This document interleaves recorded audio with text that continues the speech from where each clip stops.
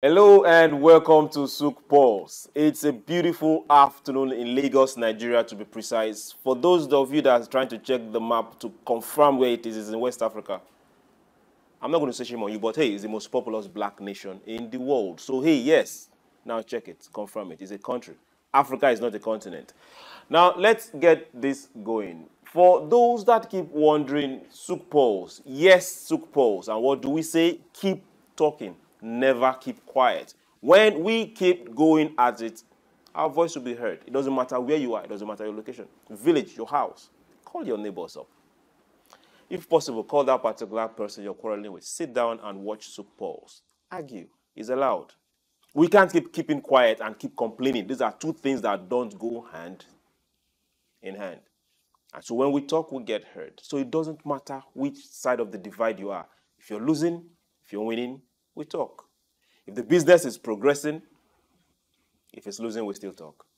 If your country have taken those particular loans and is hanging on your necks and you don't know what to do, we say talk. Could it be the policies that came with the loans? Could it be the policies coming from your government? Could it be the simple policies in your workplace?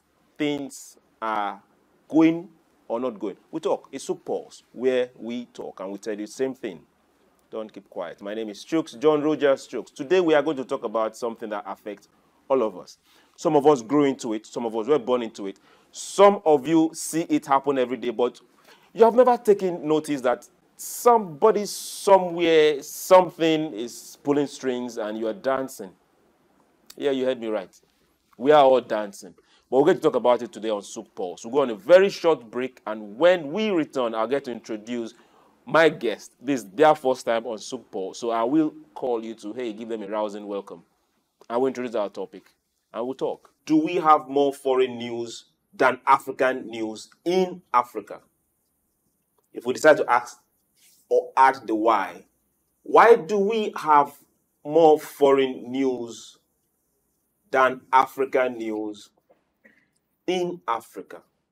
Where am I coming from? When you see what's happening right now, the US election is gearing up, debates all around, and you look at the social media space around Africa, and you will be shocked at the amount of information that is going out there for people that are not going to vote, for people that don't even know what the US passport looks like, for people that don't even earn in dollar. Let's think that is even. Now look at their economy. A lot of people will sit and argue with you about the American economy. Thanks to the news, I won't just say filtering, but they are there and we are consuming. But now drop that same post around and you ask them what is happening in your own country, be it Malawi, be it Congo, be it Zambia, and you will see people going, wait, let me think. Are we on that right path? What exactly is happening? Why do we have more foreign news consumption in Africa than African news? Where exactly the African news? To put more perspective, better perspective, and talk about this are good young journalists in the house. And they have, let me invite them and talk about this. They know we argue here a bit. They know we are going to go back and forth. And I'm grateful that they are here. So, Your Excellencies, distinguished ladies and gentlemen, please join me as I welcome to my right, always to my right, Temple Barrah. He is a broadcast journalist and his first time on SOUQ Pulse. You're welcome, Temple. Well, thank you very much. It's great to be here, and of course, I'm looking forward to the session. I've heard from the grapevine of how it turns out to be, and I'm willing to bring it as it is, straight up, buzz boost. Okay. Disconnect from the last bit of it. This is SOUQ Pulse. Just hold on to your passports. Yeah. Now, then also we have Kayode Shopekan. No, I didn't get that right. Shopekan. Thank you very much. For every pronunciation, I am responsible. So Kayode is also a broadcast journalist, and you see him quiet because he feels the pulse. You're welcome, Kayode. Thank you very much. Thank you for having me. It's just it's a pleasure, first of all, to be here, and it's an opportunity for us to put things in perspective so that people don't keep running with the wrong notions or the wrong ideas. So we have to do our bit, to put things in the right perspective. Okay, so Kayode, I'm going to start with you. Why you are trying to do your bit? Do we have more foreign news in Africa than African news? Of course we do. We do. Yeah. Have more foreign news in Africa than African news. Yeah. Temple, why? Well, the thing about it is Africa is completely underreported. Most times we have donor agencies, we have foreign agencies pay us to report African stories. When you say pay us, like pay you? Well, provide funds. To you? To journalists. To you? Well, you see journalists applying for some of these funds to even make a proper report. Notably, climate action, female genital mutilation, a few of those that I can lay my hands on. But then there are stories in the African continent rather, that are underreported. Wildest guess, logistics. People find it difficult to go to where the story is, where it's happening, where, you can get your resource persons to speak on some of these issues. And as such, you don't have donor agencies putting in funds or providing grants for you to enable you tell the story we want you to tell. To tell your own story, right?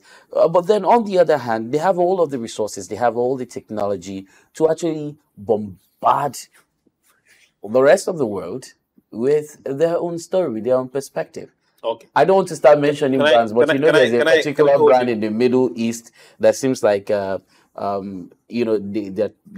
try to tame them. This is SOUQ Pulse. Yeah. If you want to talk about Al Jazeera, talk about Al Jazeera. Okay. So then you get the idea. I don't get the idea. Well, the idea here is a lot of times people feel that the platform Al Jazeera, is anti-West, and so who is Al Jazeera for? Kayode, can I come to you? Who is Africa trying to inform? Is Africa trying to inform Africans or trying to inform those outside Africa? Normally, Africa should be informing Africans. Okay. Unfortunately, some people skew this information. Okay, so, they say he who pays the piper. Them is the two. So. But now we need to find out who is the piper and who is the payer. Well, that is up to you. You go and do your... Now, so, like he was rightly saying, you want to do a story, you want to report on a story, you want to go and get, the meat of that story. If you put a call across, nobody will listen to you. Nobody will respond to you. Say, I'm calling from SOUQ News. Nobody responds to you. But say I'm calling from BBC, everybody dances, everybody responds, everybody wants to show, everybody wants to be available for you. Everybody presents themselves. Even if they don't have that time, they make out that time for you. Now, what is responsible? Because there is an international affiliation to what you're about to do. So they feel like, okay, you give them a cheap popularity, or it will be heard widespread. You understand? But this is African story. This is our story.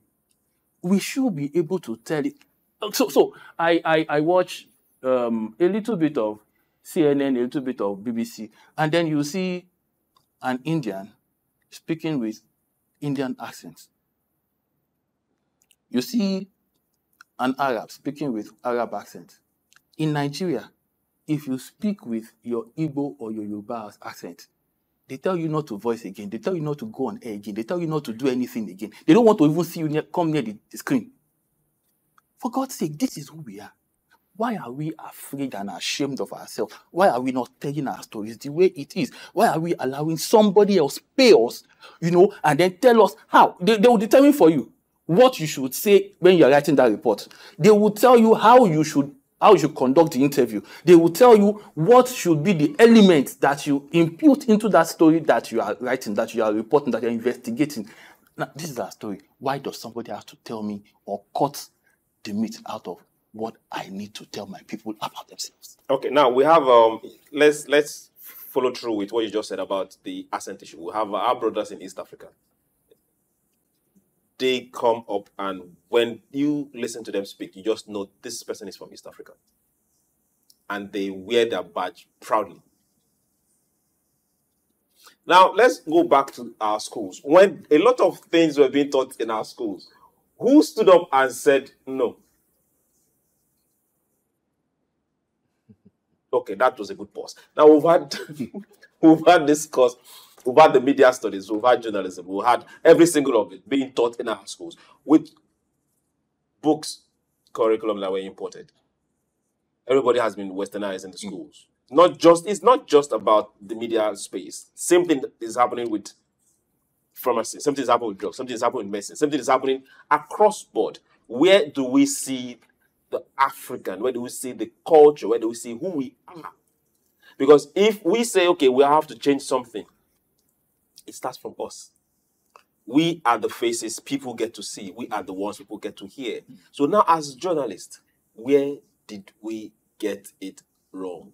But before we get to where we got it wrong, let me ask, why are media houses taking their news from foreign media houses? Okay. Let me You just exhaled. Like I am guilty. Are you trying to put me on the spot? I'm sorry. We all know what it is. I don't know. Okay, so how many media houses, how many firms can afford what the international media firms can afford? For instance, a BBC has correspondents in almost all the countries of the world. Okay? This is Nigeria. A TV station that is operating in Lagos does not have correspondents in some states in the north. Can they reach out to any of the state bureaus there in the north and collaborate with them? They can, but why are they not doing it? It is up to, it's all about creativity, it's about ingenuity. If I may, I've had the privilege of asking some colleagues of mine reporting sports who were traveling, to cover a particular sporting event. And you're saying, I'd like to call you on the phone via WhatsApp or whatever platform, you find, compatible or whatever. Let me have you live on my program. And you're saying how much your station go pay. A journalist, from one journalist to another. Yes, you understand the fact that this person spent... Is he giving you content? Yes. Good. And if he decides to monetize his content, is do you understand? Now, here's the problem. Is it a problem? It's not a problem. Okay. So did you negotiate? Yes. Do you understand? Now, you peg it at an exorbitant price, which is more or less you're covering, you want me to either cover cost of transportation or hotel. Okay. Now, what if your platform cannot afford that? It means you might not get original content. You can as well wait when he publishes his content. You go and glean and rewrite. Well, as long as you know that content he published. Is it going to be fresh then? It's no longer fresh. Don't forget, you watermark. There's the place of watermarking. Yes. Now, see, we are looking at reporting. We're not just looking at videos. We're looking at stories. Yeah. We're not just looking at things. You're not going for an award. Pictorial evidence. I don't know if you understand. We're not going for an award. Why should I depend on a foreign media to tell me what is happening in Adamawa? Why should I depend on a foreign media to tell me what is happening in my village? But that is what we have and see right now. Which means it's not even just the foreign stories itself. It's our own stories being told by someone else. I know they will tell it in their own perspective. If I may, Chooks, some foreign media houses, I give you examples, the BBC has indigenized, what's the word now? They made their platform localized. They localized. So you now have BBC Igbo. Why? You now have BBC Hausa. You now have BBC Pidgin. It's called marketing. Oh, really? Yes. But then some of the reporters who are correspondents for this platform are also people on the local media. Like you have someone from the Southeast who is a presenter or a reporter with a local radio station affiliated or reporting for the BBC Igbo or Pidgin as well. So some of the content you also see on the foreign media space were provided by local reporters because they have some sort of arrangement. They provide funds for them, which goes back to the logistics I'm talking about. For that other media houses don't have. it's Herculean to move people around, you know. The cost of transportation alone, in the light of, you know, or in the wake of the removal of the fuel subsidy, it's crazy. It's mad. It's crazy. Right now. Then you now talk about the fact that there are some areas where you don't even have regular transportation. You don't have people, you have to probably, how do I put it now? You don't have tricycle. Let's say the mode now, keke. So let me just, I have a colleague who worked with one of the foremost media houses in Nigeria. He left for BBC. And you see, he would always tell you, the difference is clear. There's a difference between sleep and death. Okay? Now, he says to me, okay, it's not all this internet one that they use. Oh. If I enter inside office, 1 click, 1 second. 1 click, 1 second. I don't have to wait. It's not loading. That's one. 2, he was going to travel to the north to do some form of reports for them and all that. They cloned his phone to monitor his movement if anything happens to him. Yeah, I heard that one. You get? They got him a king-size hotel room. In fact, it came. Why did you smile at the king-size hotel room? Comfort. No, you understand that. You see, there's a way this thing helps your psyche to do the job. Okay? Now, I, on the other hand, I've had to travel too. I've gone to some places to do some reports. And first and foremost, traveling was WAEC. You know WAEC now. You and I know WAEC. Trying to. Okay. So, traveling was WAEC. Secondly, I got there in the night or in the evening, and some of the equipment I was supposed to use for the show the next day, a live show the next day, got missing. I went to Kano, my equipment went to Kaduna. So, the next morning I got it. I actually got it. But I was not in the right frame of mind before that period. Until I got it and then I went for the show. Now, this is what I'm saying. Your security is taken care of. Your welfare is taken care of. You are at peace. You have a sane mindset to do the job. Because you know that there's nothing bothering you. You even want to write your story, you want to write your script. You are calm. But when you have, first of all, boarded from Oshodi to Matu to Apapa. That gives you a whole lot of stories to tell. Yes. Because you get to meet. So that's apart from the moment where you are kidnapped. Nobody's kidnapping nobody. From the moment where you are beaten by your own police. Hold on.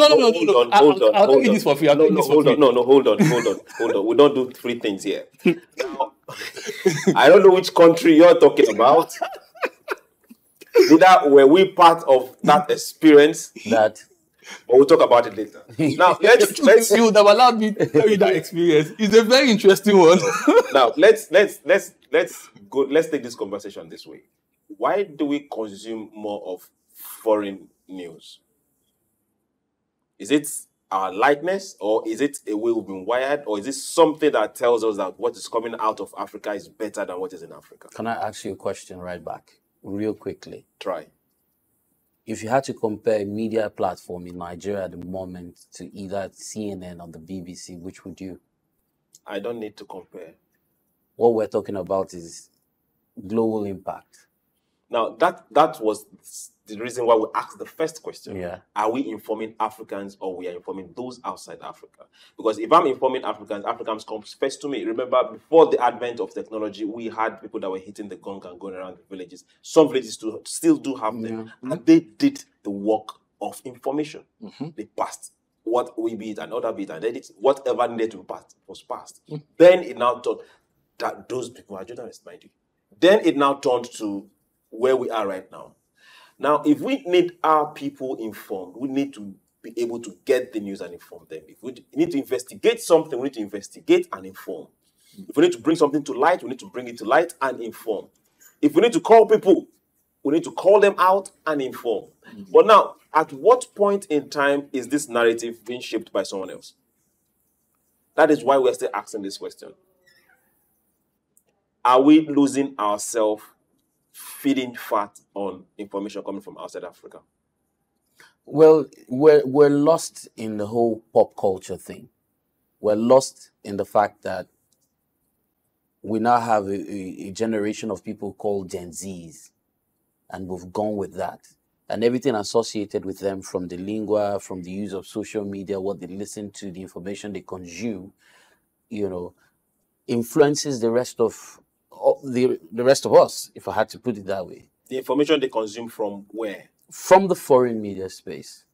So the pop culture has also affected the way news is being disseminated, or the way news is given out. Information is passed along, right? And so what you have is local media trying to keep up and have a global appeal. The question you have been asking, why do we consume this, is because I feel right here, we just want to be like them. We want to have that appeal. And it's more like... We always have a problem on this table. When we say we, can you define we? You and I, mix we. All of us. We. All SOUQ of us. and Barrah, we. Seriously? See, there was a time when it was fashionable. It wasn't our culture for you to sag. There was a time when jean just came and, you know, it was a trend. If you didn't have jean, if you're not wearing baggy, you're not there. You know, if you're not wearing the big FUBU t-shirts and all that, you're not there. You know, these are culture or things that, you know, came from the Western world. And we are good at one thing. We take these things hook, line, sinker. We just... Were those things, are they things that came from Western world, or it was a market that they were putting in your face and you were buying? Either they put it in your face and you were buying. What happened to your what happened to your rapper that you grew up with? What happened to your Buba and Chokto that you grew up with? What happened to your Kente, the Adire? What happened to all those things that you grew up with, knowing that these were the things that your parents, your forefathers were wearing? But because we wanted to change the dynamics, we wanted to change the narrative. Who is we? It's not we trying to change. It's we trying to catch up. Thank you. The world is evolving, and you feel you're going to be left out. Okay. Right? If we say the world is evolving, has the world evolved beyond the Middle East? Oh yeah. Has the world left the Middle East behind? Well, I feel the to what extent have we let the Western media influence them? You see, there's a difference. There's a difference between China. No. There's a difference between. You see, one of the things why I would say Nigeria is where we are today is because Africa. No. Let me use Nigeria. Okay. So there is the private sector, there is the public sector. Okay. The private sector is working. The public sector isn't working. You and I know that. I don't know. Okay, if you choose not to know. So you need to inform me. Now, if you are in the private sector, okay, you know that you need to make your money. You need to be up and doing. You need to be almost perfect if you cannot be perfect. If you are in the public sector, it's a free-for-all. Anything goes. Everything is acceptable. Okay, so what am I saying? For us, in Nigeria or in Africa, all of us, we just feel like, okay, let's go ahead. Let's allow these things. Let's accept it. Nothing changes. Now, over there, government tells you what you do. The Constitution is sacrosanct. You don't go against the Constitution. Yeah. You don't go against the beliefs, whether it is Muslim or Islam or Christian. Whatever their religion is sacrosanct. You don't go against it. There are strict policies, there are strict rules that you don't kick against. You kick against it, you face the wrath of the law. But here, if I have a father up there, Sokpotilo.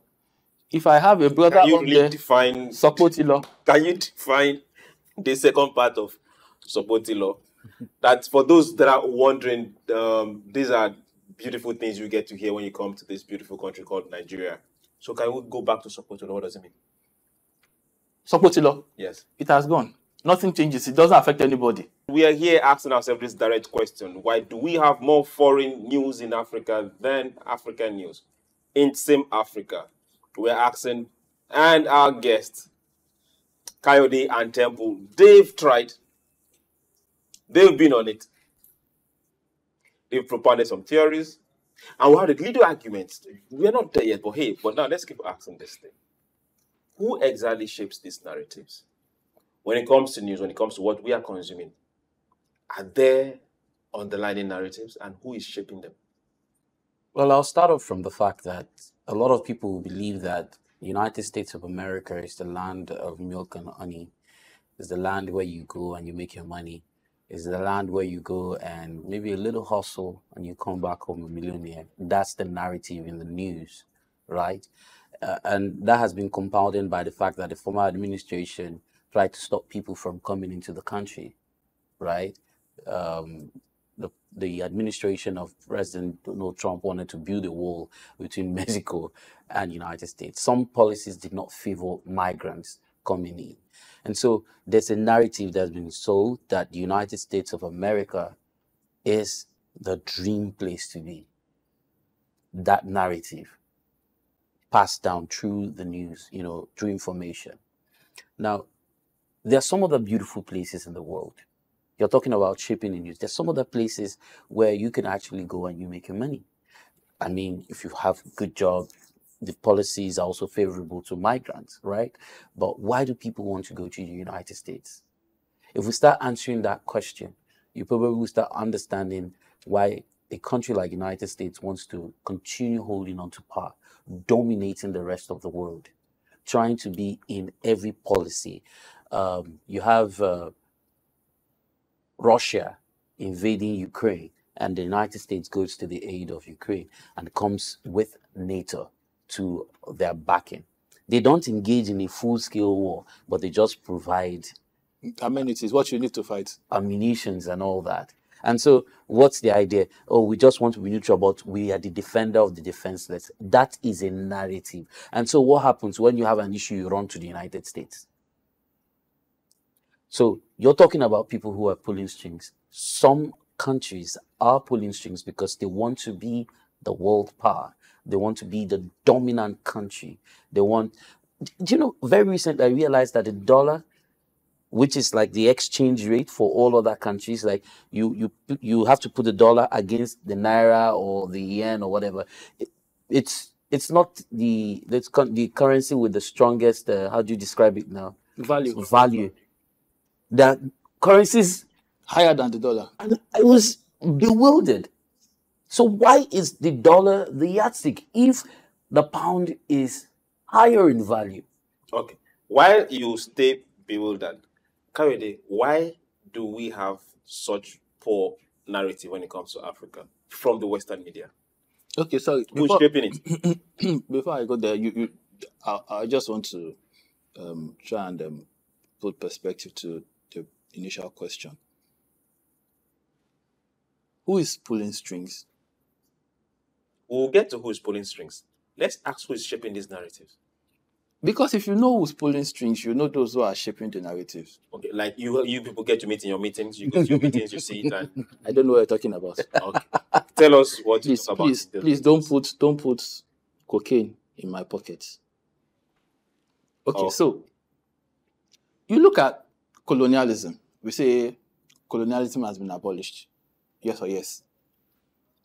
But then you find out that the likes of Britain, Germany, France, Portugal, they are still behind pushing things, making things happen, telling you what they want you to hear and what they want you to know, and covering up what they do not want you to see. So, if you now ask me, who's shaping what? The narrative. The narrative. Then you should know that these are the guys. AFP is everywhere. in China, in America. No, okay, let me do America. They are still there too. But in Africa, you want to get some of the best pictures, you want to get some of the best footages for something that has happened in Africa, you source it from AFP. You want to get some of the best information about what's happened in Asia, you go to BBC. Why? Because they are benefiting from these things, this information, that they tell the way that it suits them, not the way it actually happened. Okay. Now let's move away from who shapes this particular narrative. Now let's get down to the same narrative. Who profits from the narrative? The persons who shape the narrative profit from it. You hear every day bilateral agreements, you hear meetings or high-powered delegations, diplomats and all that.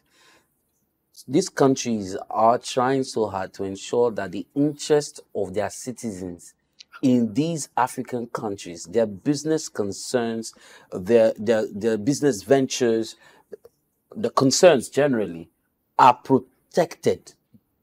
You come in here and you have the Nigerian soldier providing security for a foreign national. That gets me angry. It gives you an insight to how much would have been invested to have such, you know how much they are paying in Nigerian soldier, and you now have one unit protecting two foreign nationals. Why? The business concern.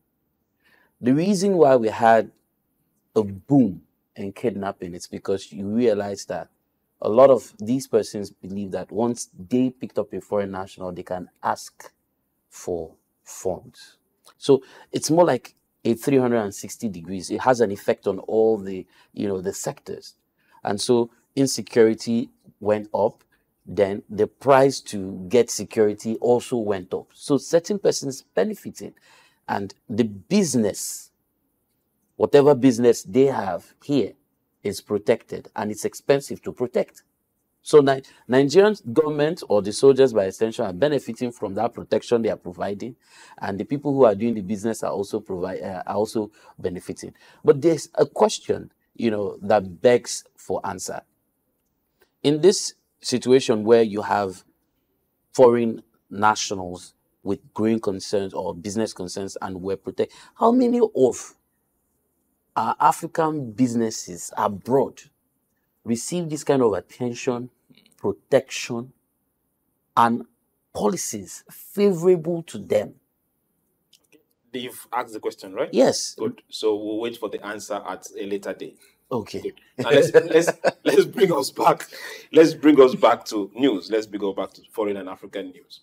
Why and how can we start telling our own stories?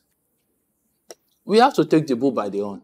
Which of the bulls? The very bull that we have not been taking. We have to take it by the horn. See, there are so many things to tell, so many stories, so many indigenous stories to be told.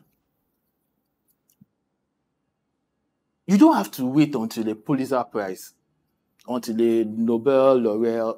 You don't need all that. Just tell the African story the way it is. I hear now that Netflix is paying movie producers in Nigeria or in Africa to write good stories about Africa. They would sponsor the shooting, the production process and all that. You just write the story, will ensure that the movie comes out, whether it is a season or something. It means that we have stories. It means that we have things that are peculiar to us here that they want to see. Why can't we tell it ourselves? Now, when I say take the bull by the horn, you do the investigative journalism. You go ahead. You tell the stories in your own parlance, in your own local parlance. Whether, and that's one of the reasons why I think I like, not that I love him so much, but when I read his books, I learn one or two things. That's Wole Soyinka. He mixes Yoruba and a little bit of English, creates a word, and then you look at that ingenuity, that creativity. And for me, it's something wonderful. But what am I saying? Localize the story. This is our story. Let it be told in our way. Beware buba and shokoto, we tie rope. Yes, we tie rope. Don't now say that you need to use a belt to hold or to suspend the trousers from falling. No. Stop exaggerating. Don't exaggerate. It's within our location. It's within our locale. Go there. See, yes, security might be an issue. Yes, we all agree. But as much as you can, okay, conduct this and let it be relatable to the people. Okay, when you go, you do the story, let it be relatable, make it local enough for the people to understand, that the people can, feel that you are talking about them, not that you're talking and they are disconnected from. They're disconnected from your story. Okay. Now let's look at this. Let's look at it this way. Now we have a whole lot of foreign bureau in Africa. Lot of them. Some very big names. Yeah. Some very, very big names. Names that will drown a whole lot of channels in Africa. And they are scattered all over Africa. For some of them, they have a footprint in every African country. Some have a footprint in every African state. Some have a footprint in every region.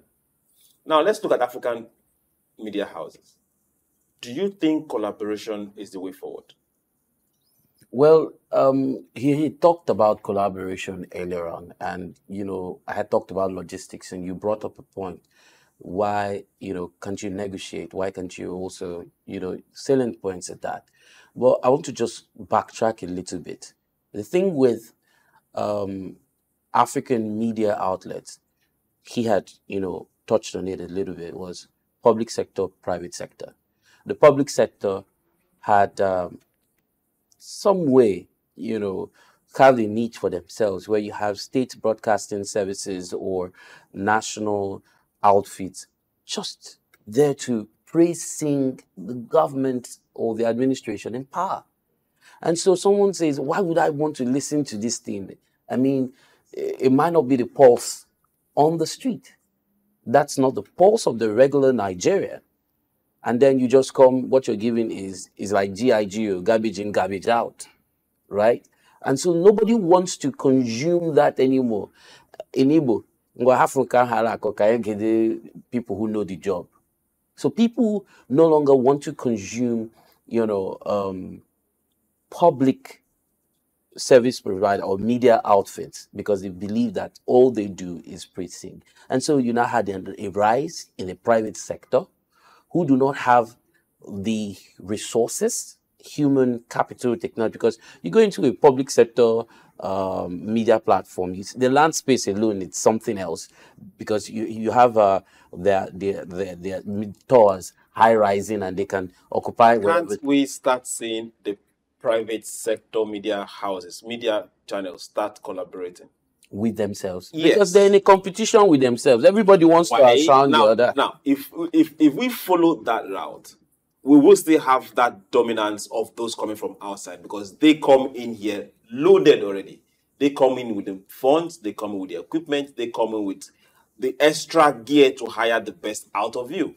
So why can't we start having a station in Ondo, knowing fully that Ondo is my catchment area, collaborate with somebody else in Abia, or they collaborate with somebody else in Kano. So if I need from here, you feed me. If I need from there, you feed me. And it just works. Well, because they do that outside Africa. I feel first and foremost, what we need to do is we need to look at our human resource first. Policy in private sectors. You work for an organization and they tell you they do not want you to have to do any production with any other media outfit. Let's remove that encumbrance, first and foremost. So if they have their broadcasting organization meeting, bond meeting, and whatever meeting where the top heads go, that discussion should come up. For private sectors, they have radio managers association, they have broadcasters, and you say, we want to have collaborations. Because then when you have bond, they have collaboration with these Omni Sports, and then they broadcast. It's not only when we have sports, when they want to do Nigerian games. That's when we now collaborate. We need to have collaboration across board, because this issue of talking about telling stories, just like during the last general elections, we had people who were we wanted to have a national look on a particular platform where I was, and you had people not wanting to respond to you because of certain incumbrances, like I've mentioned. They don't want to be on a platform where it will cause a problem, or they want some form of logistics that you cannot afford. Right. So, but then if we have a reorientation at that level, because I'm very sure, because man to man, reporter to reporter, you meet on the field. There's a problem that you collaborate. Yes, but then because of the increase of the brand embargo, comes in, yes, then there's a problem. Yes, exactly. Yes, that's actually the situation. Okay, because so if I meet him on the street, we could go together. I could send him my video clip without even watermarking it. Do you get? You say, well, okay, where your flash copy? Copy. You need audio. I'll send for you. And this has happened to me not once, not twice. In fact, I've gone to. Let me save the name of the media organization. Please do save it. But I've gone to several organizations for events that I covered. I got to the office and then card got corrupted, or for one reason or the other, I couldn't get to the venue of that assignment, and I had told them at the office that I was going there, maybe traffic or something. So, okay, who covered it? Okay, who's the person that came for this media house? Okay, is a colleague I can relate with. So I go to the organization, I call him out, I say, guy, can I get this? Can I get it? And he tells me, give me flash, give me your card. And then I give it to him. He gives me back the footages I did. And I'm going off to my office to go and get the script done for the report. I wasn't there, but we have collaborated. Do you understand? Now, where was I? I was trying to say something while he was talking. Something occurred to me. And it's not different from what he said, which is that the bosses, the owners of these organizations, they won't allow these things work. So why are they not allowing it work? Competition. Everybody wants to tell the story first. Everybody wants to do breaking news. It's different from sports. Since when has breaking the news broken people's bank account? Well, I don't know, but everybody wants to be the first to tell the story. Even if it doesn't accord you any respect or it doesn't give you any accolade, you still want to tell. Better? You understand? So the challenge is this. The idea is if you're the choice platform, the choice to go platform for this information, especially on social media, right? There's a tendency that you have more ads coming to your platform. True. Now, people look at it this way. Is it possible for media houses to specialize, to be known for something? Yes. Yes. Good. So if I'm known for a particular aspect of media, I can collaborate with you on something else. You can if you want to. Good. So if you also find me responsible enough. Okay. Okay, let me give an example. If we have to talk about solid minerals up north, and I'm somewhere here in Lagos or far away in Cross River, Calabar, and I know that there is a station or a media house very close there in Adamawa, why should I go there when I know that these people are good and they are going to do something good? I could just say, okay, good. Can you get me this information? Can you put people on ground for me? Can you get me these people to talk to? Okay. And that is sorted.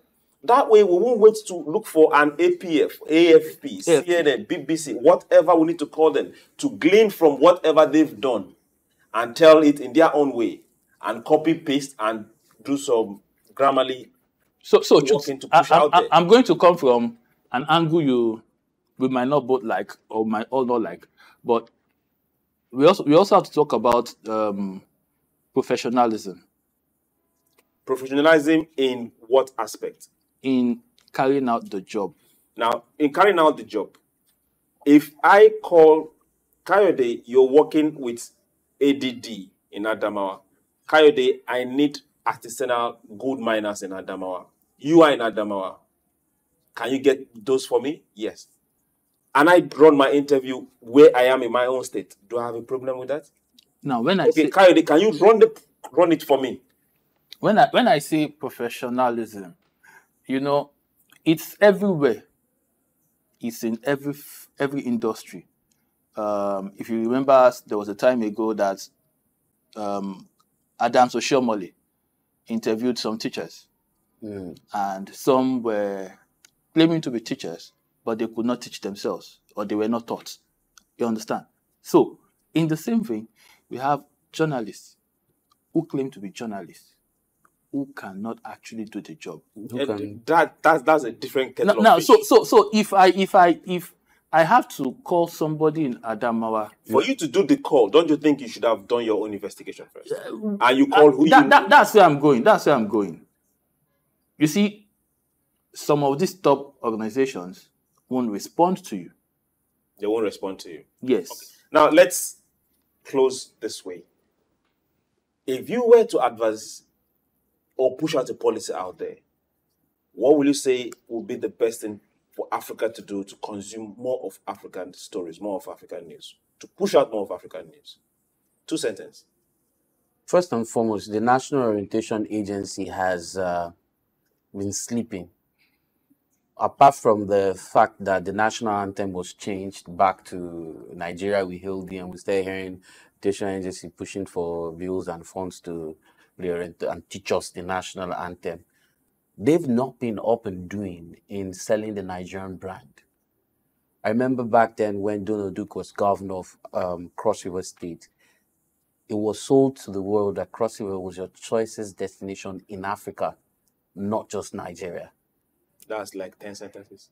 So we require to change our orientation, and I expect that our state broadcast services, who are equipped to tell our stories, should start telling our stories.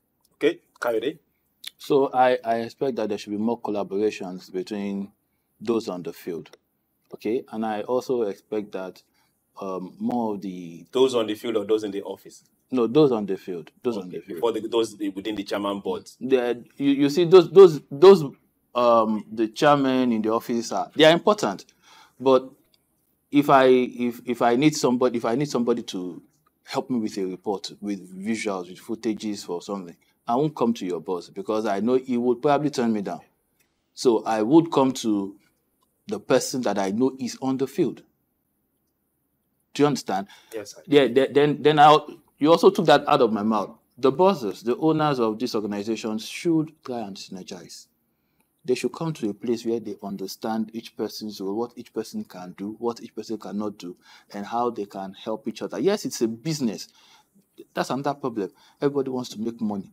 But the money you're making, I might not be able to make it. The money you're making, I might not be able to make it. So why don't we look at your area of expertise and see where we can come in to help each other?